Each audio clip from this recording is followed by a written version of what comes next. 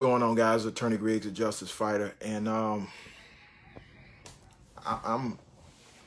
super excited about what I'm seeing, but I also need to refocus some people, briefly. Um, Today is Juneteenth. For many people, they are just now learning about this holiday. But for people of African descent, it's been a holiday for a very, very long time. And it's great to see everybody posting, everybody having a conversation, everybody getting engaged. But we also have to refocus for a minute and realize that we are still in this liberation struggle and that we have to be a part of the liberation struggle. So let's put it in this historical context. Let's put this protest in its historical context. We have been protesting continuously since between May the 28th and May the 29th till today. And many of the peaceful protesters have been organized by young people. So many of the peaceful protests have been organized by young people. And we have to give them their due. There are going to be a whole lot of protests today. I've seen one that's going on right now, Centennial Park, under one race. There are individuals like Bob Johnson who've been doing this work for almost 20 years. It's going to have a protest, the Juneteenth parade and protest. And then, of course, there is a Juneteenth picnic parade party hosted by Antonio Brown. That'll be at Washington Park. And I'll be there. And I'll, of course, be down at the State Bar at 1 o'clock for the protest for Ahmaud Arbery. But we have to realize where we are historically.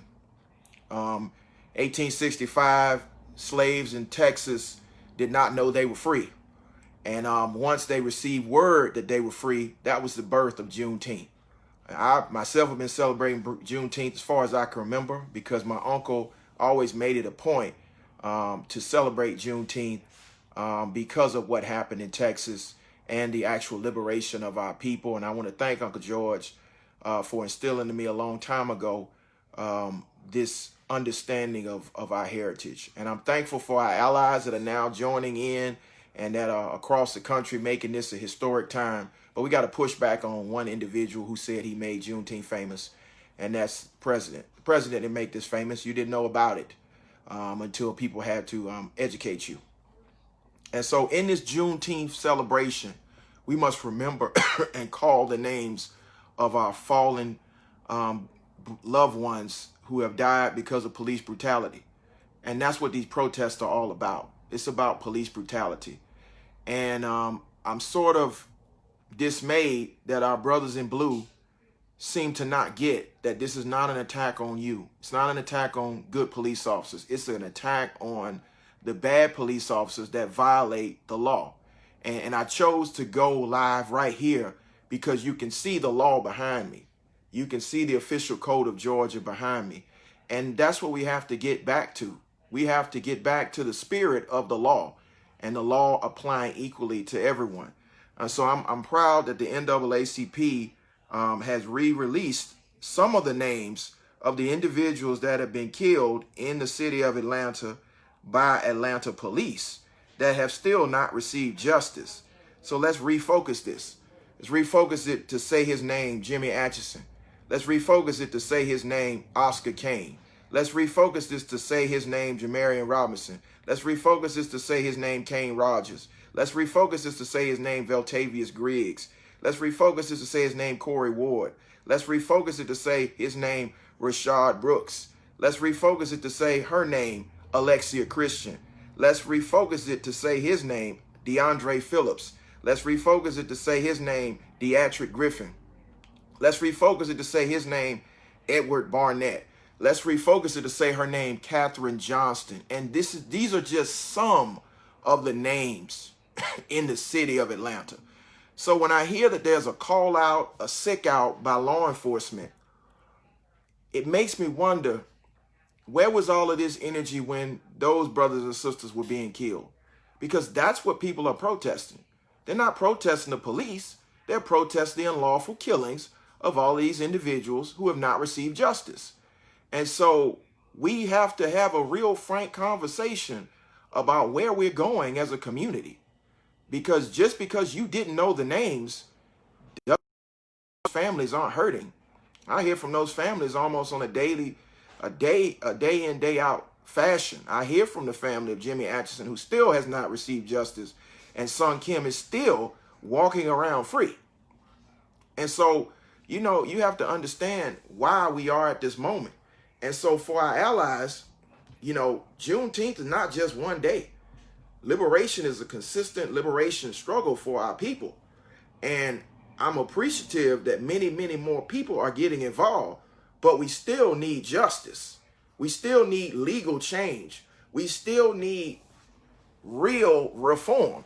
And so I'm proud of the young people who are having meetings with elected officials now that are talking about making legislative change. But we by far have not reached the end or even the goal. We are still going up. So as you reflect today on Juneteenth and what it means, some of you for the first time, many of you, this has been a continuous reflection and battle. Remember that we stand on the shoulders of our ancestors, great freedom fighters of the past, men and women. And they're looking at us. And, you know, many people keep saying, you know, protest doesn't work. Well, thank you for the individuals in the city of Decatur that protested for 3 years to get the Confederate monument to be removed last night. That was a momentous occasion in Georgia because they changed the law to protect the monuments and not the people.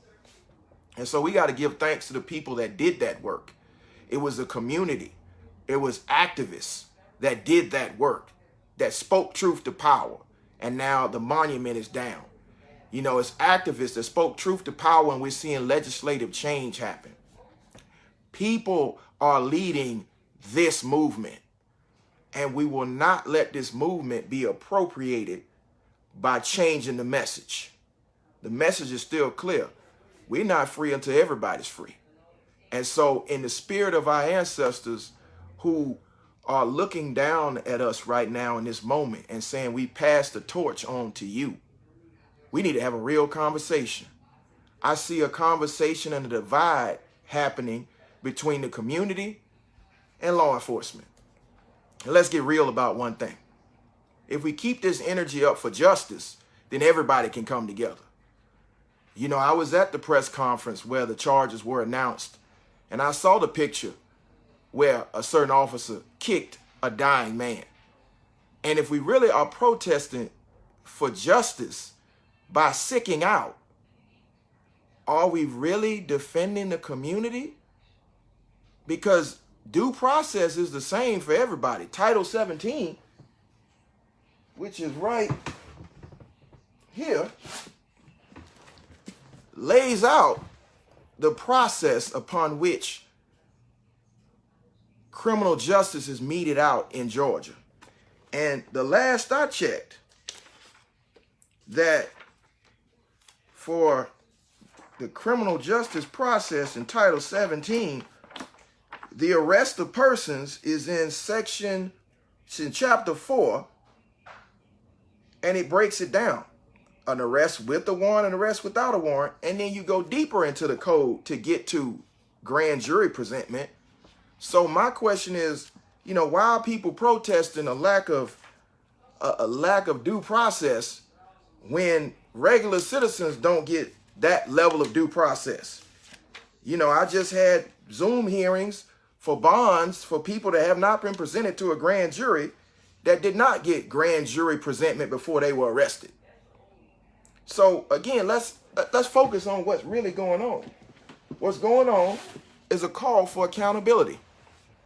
And it's a call for accountability by the young people with the assistance of my generation and the guidance of the generation that's above us. And we have to support them. We have to make sure that our elected officials listen to the people and not special interests. Because the people are the ones driving this movement. Again, the protest began around May the 28th, May the 29th here in Georgia. And the protest in Minneapolis started around May the 26th. And it's been a continuous protest for police accountability. It's not a war on police. It's not a war on law enforcement. It's a call for the police to have accountability. And if the police don't want accountability, what does that say? Because I'm an officer of the court. I'm bound by the Constitution of this state and the Constitution of the United States. And it's not two separate laws. It's one that should apply to every citizen, that should apply to every person that calls themselves an American citizen. And so when these families demand justice, why can't we give them the same level of justice that we're giving to law enforcement? So what I'm asking for in this Juneteenth celebration is a reflection on what real liberation looks like, a reflection on what justice really looks like. It's time for us to have a real conversation. It's time for us to have real accountability and not just talking points. So, I love you. I'm going to continue to bring this information to you. I'm going to continue to speak truth to power. And I'm going to continue to elevate the voices of the young folks because they're doing a fantastic job. They are doing the work that my generation and the other generation should have completed a long time ago. There's no reason why we still have Confederate monuments up, period. There's no reason why police officers should be able to get away with shooting somebody in the back. There's no reason why elected officials cannot pass laws that deal with this.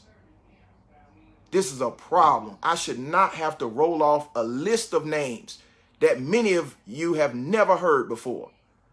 This is a serious problem in Georgia. It's bigger than just Ahmaud. It's bigger than just Jimmy. It's bigger than just Veltavius. It's bigger than Corey Ward. It's bigger than Katherine Johnston. But it took our dear brother George being choked for 18 minutes and 46 seconds for this protest to go to a whole nother level. But for the soldiers that's been in the war for a long time, and there's a lot of activists in Atlanta that's been in this struggle for a long time, it's great to see people coming to the forefront. And it's a way we can solve this problem. And that's by joining together and getting behind our elected officials and putting some fire under them and saying, listen, you guys have been back in session, Monday, Tuesday, Wednesday. They've been back in session 3 days. We still have yet to see comprehensive, 8 minutes. 8 minutes and 49 seconds. It seemed longer. We've been in session for 3 days. We have yet to see comprehensive police reform. On the federal level, I've seen Tim Scott's bill. I've seen the president's executive order. I've seen the Democrats' alternatives. None of that stuff covers what people are calling for. People are calling for real reform. And so on Juneteenth, I think it's time for us to call for real police reform. I've been saying it for years. The Obama 21st Century Police Initiative is the blueprint. We got to codify that. It should be easy to get rid of chokeholds. It should be easy to mandate de-escalation tactics. It should be easy to hold officers accountable by having independent organizations investigate and suspend their policing certificates statewide. That's easy. And for the officers that feel like their morale is at the lowest point ever, your morale is at the lowest point ever because a police officer that shot somebody in the back and kicked them in the head and stood on them, went to jail. That makes me question some things. Because we are sworn to protect the Constitution of the United States of America, which is born on the fact of life, liberty, and pursuit of happiness. Born on those three things. So, at some point, the good officers have to start standing with the community. if the police union is not standing with the people, why are you standing with the police union? Because you know good and well, we have seen it on video after video, what's happening in real time. Whether that's Maggie Thomas, did we forget about that one when she was tased in front of her daughter? The daughter was running away. There was another gentleman a few days ago who was on a GUI stop. They just filed a lawsuit. He was tased and his ankle was broken. These are cases that we don't hear about a lot unless there's a video. So this is not an attack on all law enforcement. This is an attack on the bad ones. So we got to get rid of the bad ones. We got to hold them accountable. Yeah, you're right. Since Rodney King, we've been watching this. As far as I can remember, we've been watching this. And yes, police officers have millions of interactions yearly. We're not talking about that. We're talking about the ones where people end up dead. We're talking about the ones where people like Sung Kim have not been held accountable. Those are the ones we're talking about.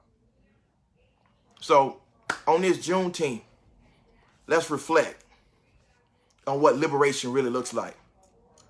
So tomorrow, after Juneteenth is over, we go get that liberation. We make sure justice applies equally to everybody. And then we will all be able to come to that kumbaya moment where we are effectively saying that we have achieved these goals.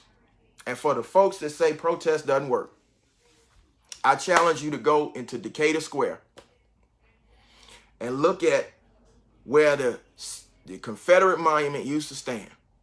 And ask yourself, if we can take that Confederate monument down, why is Stone Mountain still up there? Because there have been activists calling for this for years. For years. And so let's do what's necessary. Come off the sidelines. March with us. Protest with us. Go to your city council. Go to your state legislature. Go to Capitol Hill and tell them stop playing. Make it happen. Change the law today. It can happen today. They can introduce a bill today. They can vote on it today. It can become law today. They can vote on an ordinance today.